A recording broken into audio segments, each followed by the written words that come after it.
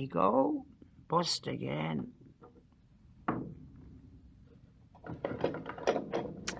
Cursed bloody music.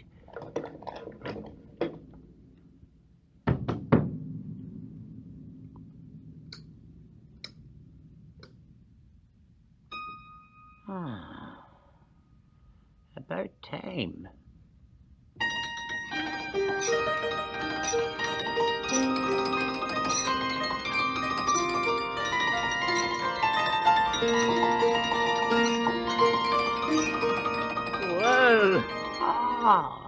Well, if it isn't Gorman, my old friend Gorman. Do you recognize me? Cream, father of the judge. Cream, you remember Cream? Mr. Cream. Well, I'll be. Mr. Cream. Sit you down, sit you down. Here. There. Great weather for the time of day, Mr. Cream, eh? My old friend Gorman. It's a sight to see you again after all these years.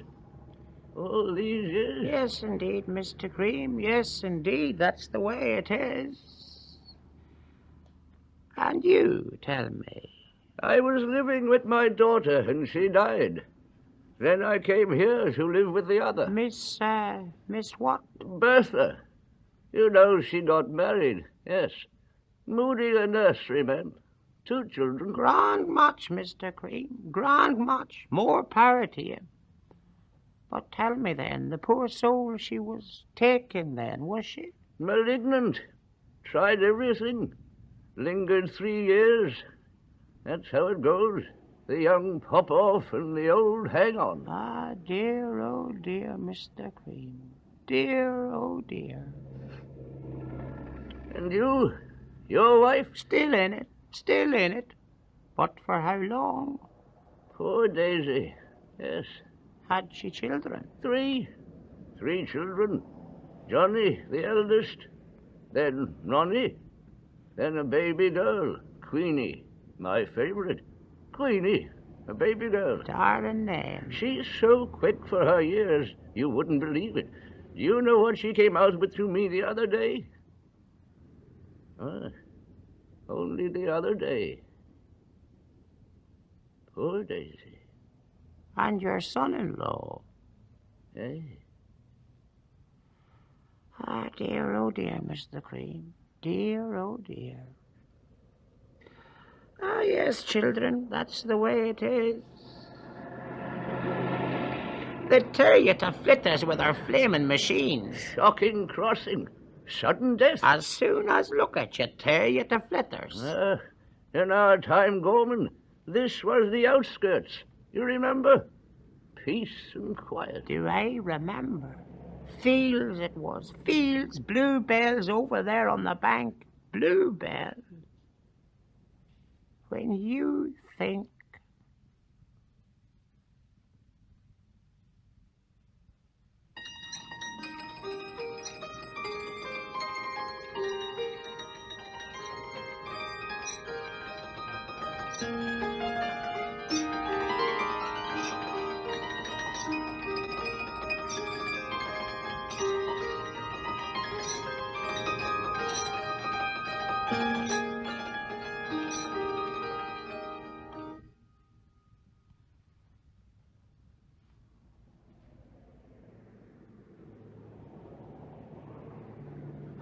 the horses, the carriages, and the barouches. Ah, the barouches. Oh, that's the dim, distant past, Mr. Cream. And the Blomes. Remember the Blomes? There was style for you, the Blomes. The first car, I remember well, I saw it here on the corner. A pick she was. Not a pick, Gorman. Not a pick. A D-Dion button. A pick. Don't I remember well? Just as I was coming out of Swan's, the booksellers there beyond on the corner. Swan's, the booksellers that was. Just as I was coming out with a raise of 4pence. There wasn't much money in it in those days. A D-Dion. Indeed, Iron. You had to work for your living in those days. It wasn't at 6 you knocked off, nor at 7 neither. 8 it was. 8 o'clock, by God. Where was I? Yes. 8 o'clock, as I was coming out of Swans, there was the crowd gathered and the car wheeling round the bend. Indeed, Iron, Gorman. Indeed, Iron. I can remember the man himself from whom he was, the vintner. What's this his name is? Bush, Samuel Bush. Bush, that's the man. One way or t'other, Mr. Cream, one way or t'other.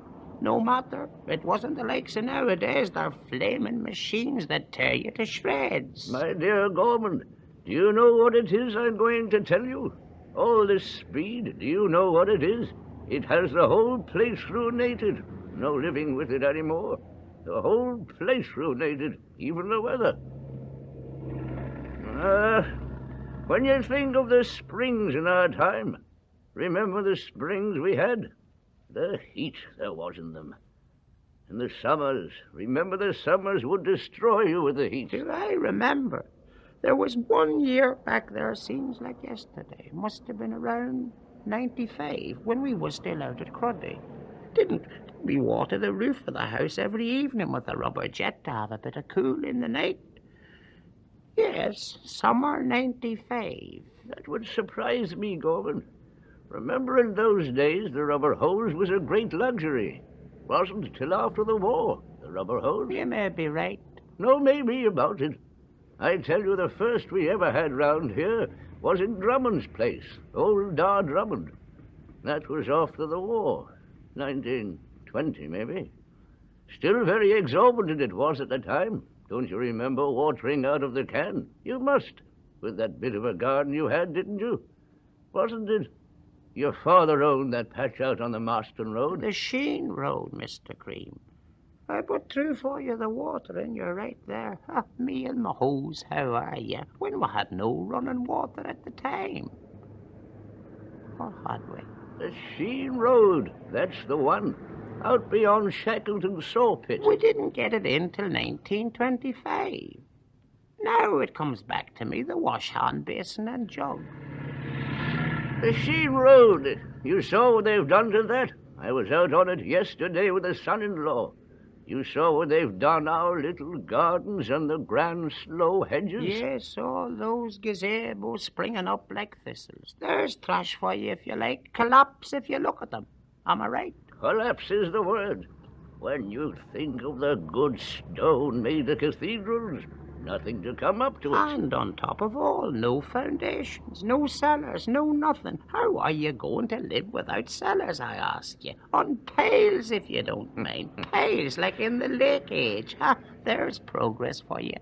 Gorman, you haven't changed a hair. Just the same old wag he always was. Getting on for 75, is it? 73. 73. Soon due for the knock. Oh, no, Gorman, none of that. None of that. And me turning 76. You're a young man, Gorman. Mr. Cream, always the great one for a crack.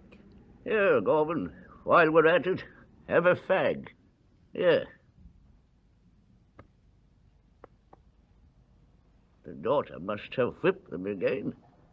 Doesn't want me to be smoking. Mind her own damn business. I have them. Here, have one. I wouldn't leave you short. Short, for God's sake. Here, have one. They're packed so tight they won't come out. Take hold of the packet. What ails me, all bloody thumbs? Can you pick it up? Well,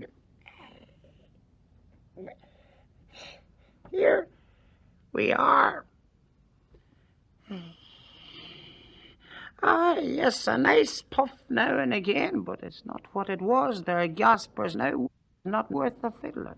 Remember in the forces the shag? Remember the black shag? That was tobacco for you. Oh, the black shag, my dear Gorman. The black shag, fit for royalty. The black shag, fit for royalty. Have you a light on you? Well, then I haven't. The wife doesn't like me to be smoking. Must have whipped my lighter too, the bitch. My old tinder jizzer. Well, no matter. I'll keep it and have a draw later on. The bitch sure as a gun she must have whipped it too. That's going beyond the beyonds. Beyond the beyonds. Nothing you can call your own. Perhaps we might ask this gentleman. Beg your pardon, sir. Trouble you for a light? Ah, the young nowadays, Mr. Cream. Very wrapped up they are, the young nowadays. No thought for the old. When you think.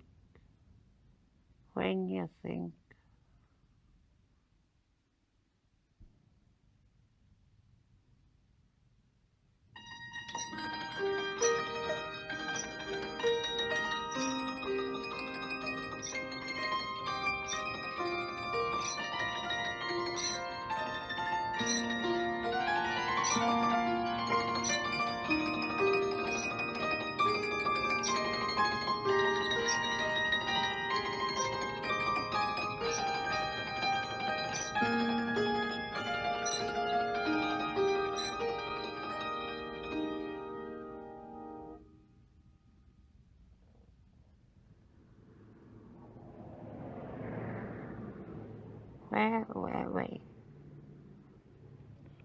Ah, yes, the forces. You went in 1902, am I right? 1903. 1903. And you, 1906, was it? 1906, yes, at Chatham. The gunners? The foot. But the foot wasn't Chatham, don't you remember? There it was, the gunners. You must have been at Caterham. Caterham, the foot. Chatham, I tell you, isn't it like yesterday? Morrison's pub on the corner. Harrison's Oak Lounge. Do you think I don't know Chatham? I used to go there on holiday with Mrs. Cream. I know Chatham backwards, Gorman, inside and out.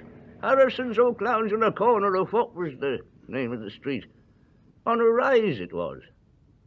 It'll come back to me. Do you think I don't know Harrison's Oak Lounge then on the corner of...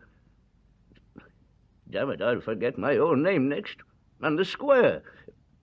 It'll come back to me. Morrison or Harrison, we were at Chatham. That would surprise me greatly. The gunners were at Chatham. Do you not remember that? I was in the foot at Chatham. In the foot. The foot. That's right, the foot at Chatham. Well, that's what I'm telling you, Chatham, the foot. That would surprise me greatly. You must have it mucked up with the war, the mobilization. The mobilization? Have a heart. It's as clear in my mind as yesterday, the mobilization. We were shifted straight away to Chesham, was it? No, Chester. That's the place, Chester. There was Morrison's pub on the corner and a chambermaid, Mr. Cream, a chambermaid. What was her name? Jane. The very start up of the war, when we still didn't believe it. Chester. Ah, those are happy memories. Happy memories. Happy memories. I wouldn't go so far as that. I mean, the start-up at Chatham, we still didn't believe it. And that chambermaid, what was her name? It'll come back to me. And your son, by the same token. Hey? Your son, the judge. He has rheumatism. Ah, rheumatism. Rheumatism runs in the blood, Mr. Cream. What are you talking about? I never had rheumatism. And I think of my poor old mother, only 60, and couldn't move a muscle. Rheumatism? They never found the remedy for it yet. Atom rockets is all they care about. I can thank my lucky stars. Touch wood. Your son, yes. He's in the papers, the Carton affair. The way he managed that case, he can be a proud man. The wife read it again in this morning's Lark. What do you mean, the Barton affair? The Carton affair, Mr. Cream. The sex fiend on the assizes. That's not him. He's not the assizes, my boy isn't. He's the county courts. You mean Judge... What's this his name was in the Barton affair? Oh, I thought it was him. Certainly not, I tell you, the county courts, my boy. Not the assizes, the county courts. Oh, you know, the courts and the assizes, it was always all 6-1 to me. Ah, but there's a big difference, Mr. Gorman. A power of difference. A civil case and a criminal one. Quite another how do you do. What would a civil case be doing in the lock, now I ask? All that machinery, you know, I never got the swing of it. And now it's all 6-1 to me. Were you never in the court? Oh, I was once, all right, when my niece got her divorce. That was, when was it now? 30 years ago. Yes, 30 years. I was greatly put about, I can tell you. The poor little thing divorced after 2 years of married life. My sister was never the same after it. Divorce is the curse of society, you can take it from me. The curse of society. Ask my boy if you don't believe me. Ah, there I'm with you. The curse of society. Look what it leads up to. When you think my niece had a little girl as good as never knew her father. Did she get alimony? She was put to board and wasted away to a shadow. That's a nice thing for you. Did the mother get alimony? Oh, divil the money. So that's your son ladling out the divorces. As a judge, he must. As a father, it goes to his heart. Has he children? Well, in a way, he had one. Little Herbert. Lived to be 4 months, then passed away. How long is it now? How long is it now? Ah, dear, oh dear, Mr. Cream. Dear, oh dear. And did they never have another?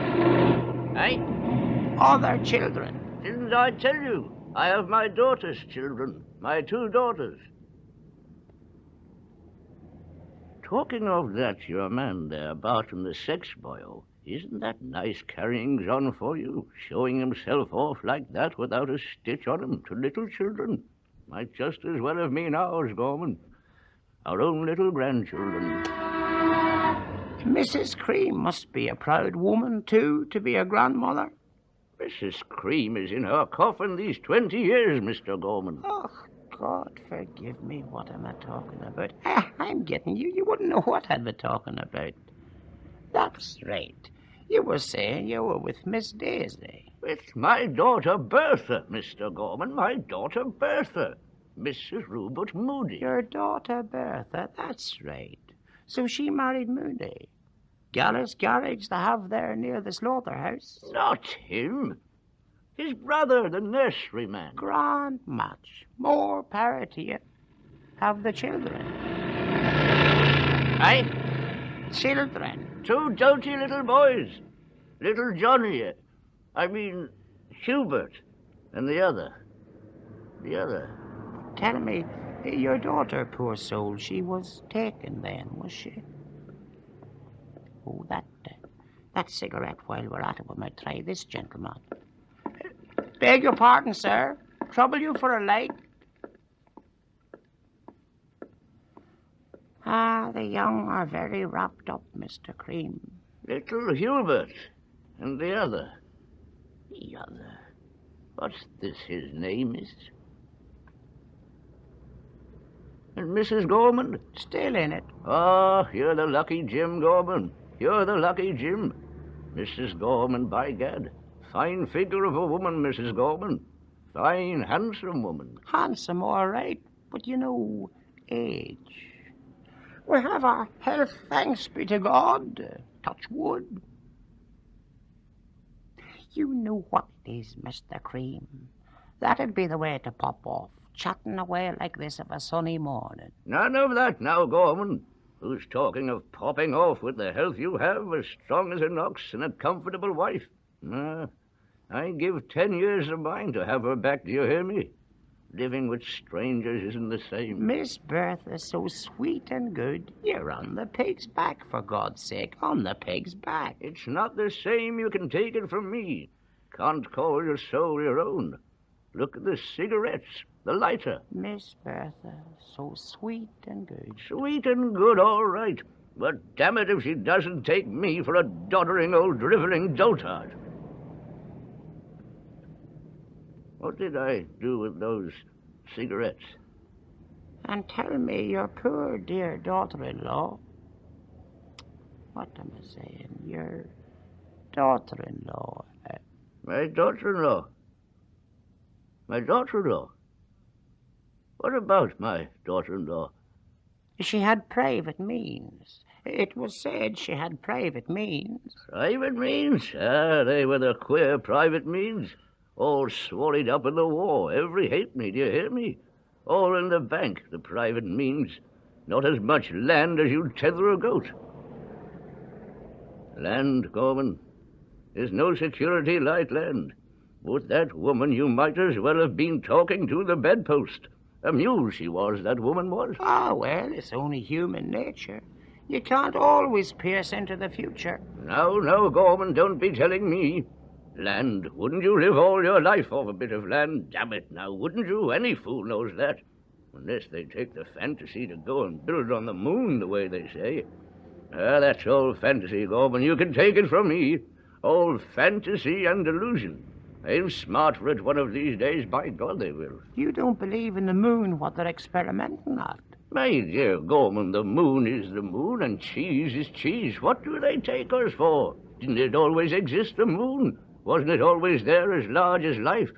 And what did it ever mean? Only fantasy and illusion, Gorman. Fantasy and illusion. Or is it that our forefathers were a lot of old bags, maybe? Now, is that on the cards, I ask you? Bacon, Wellington, Washington. For them, the moon was always, in their opinion...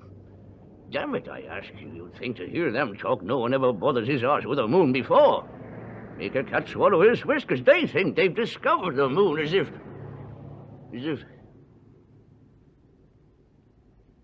What was I driving at?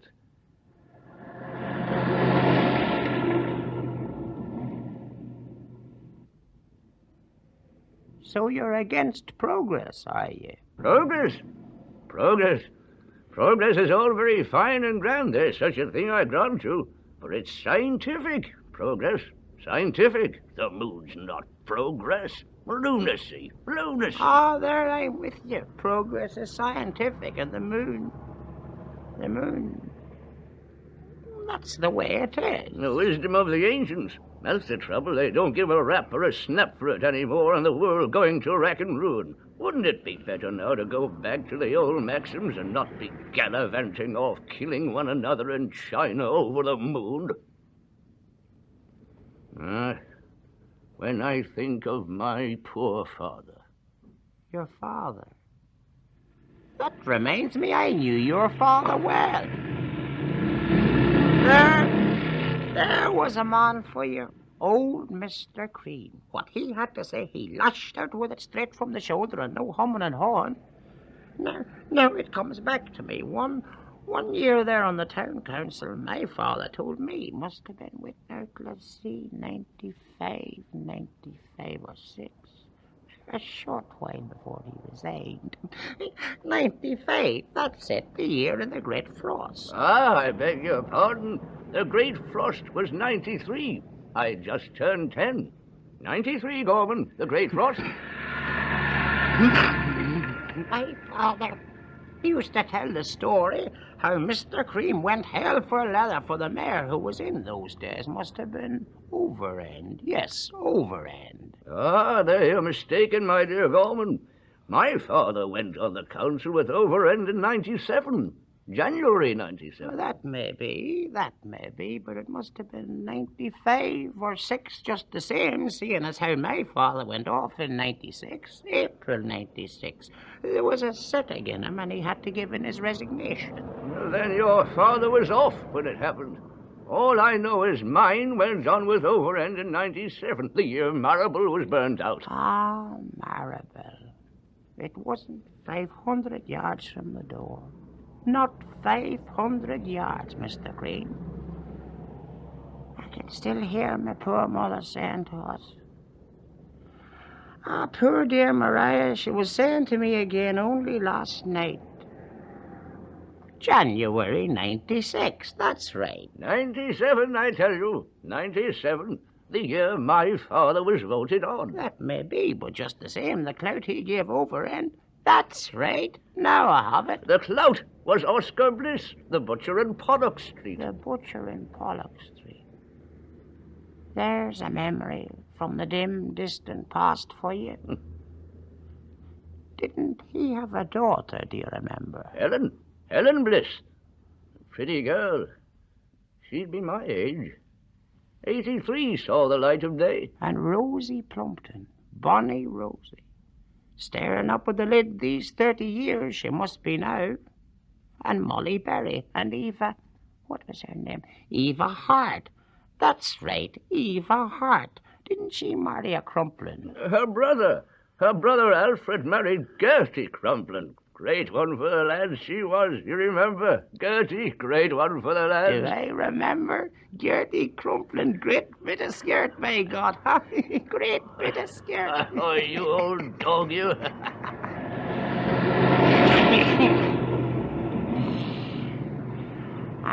and Nellie Crowther. There's one came to a nasty end. Simon's daughter, that's right. The parents were greatly to blame, you can take it from me. They reared her well then, just the same. Bled themselves white for her, so they did. Poor Mary used to tell us all. We were very close in those days, lived on the same landing, you know. Poor Mary. Yes, she used to say what a drain it was having the child boarding out of St. Teresa's. Can you imagine? Very classy. Daughters of the gentry, Mr. Cream. Even taught French the worthy young ladies. Isn't that what I'm telling you? Reared her like a princess of the blood they did. French. Now I ask you, French. Well, would you blame them, Mr. Cream? The best of parents, you can't deny it. Education. French, isn't that what I'm saying? They denied themselves everything. Take the bits out of their mouths, they would, for their Nellie. Don't be telling me they had her on a string all the same, the said young lady. Remember that Holy Week, 1912. Was it, or 13? Eh? When you think of Simon the man he was, don't be telling me that.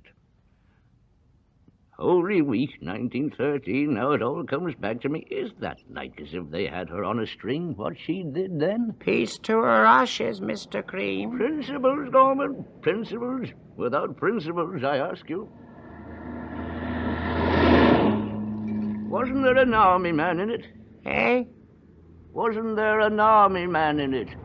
In the car. Eh? An army man in the car. In the Crowther blow-up. You mean the Lieutenant St. John Fitzball? St. John Fitzball, that's the man. Wasn't he mixed up in it? They were keeping company, all right.